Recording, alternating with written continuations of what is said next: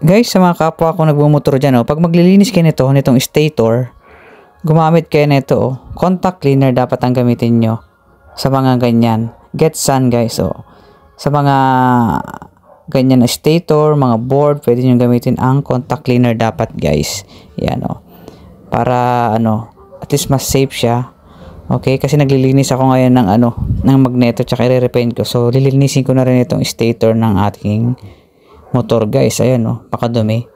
Pwede rin naman yung yung mga degreaser, pero mas recommended ko itong contact cleaner na lang gamitin nyo. Ang maganda na ito guys is fast dry siya, madaling matuyo. Yan spray nyo lang na ganyan para matanggal ang mga dumi niya guys.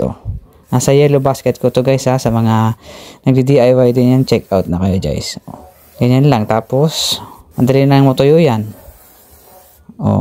Huwag na ito gamitin sa mga ganyan guys, stator, mga board, mga electronics guys, ang contact cleaner. Tapos pagkatapos nyo sprayan guys, mas maganda, punasan na natin Okay, so napakahalagang maglinis tayo ng magneto tsaka stator natin sa mga motor. Every 10,000 kilometer na tinakbo, maglinis tayo. Thank you guys.